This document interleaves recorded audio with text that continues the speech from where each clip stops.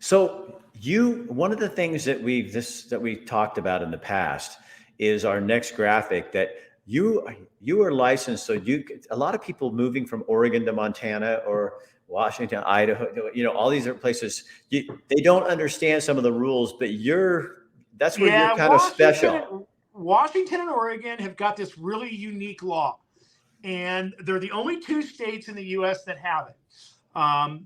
But their licensure for loan officers is not based on property location. It's based on buyer residency.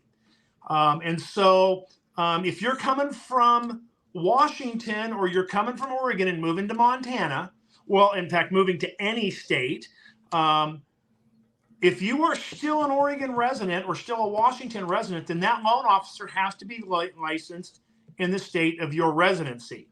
Now, the fact that I grew up in Oregon, lived in Washington for 20 years, and now live here in Helena, it's made it pretty easy for me to stay licensed in all three states.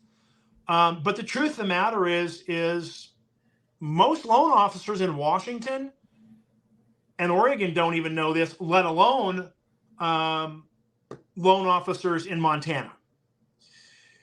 And so Oregon and Washington are now, and I think it has a lot to do with the exodus of people from their states. But if you're asked Oregon Department of Financial Regulatory or Washington DFI, Department of Financial Institutions, they're going to tell you that the stance that they're taking is that those are still Washington residents, those are still Oregon residents, and we have an obligation to protect the residents of our state. And if there is an issue that happens in that transaction, they're an Oregon resident, they're a Washington resident, they need to have recourse in Oregon and Washington. And there's probably some validity to that. But regardless, Oregon and Washington both said that they're going to start looking at pursuing penalties of operating in the state of Oregon and the state of Washington without license.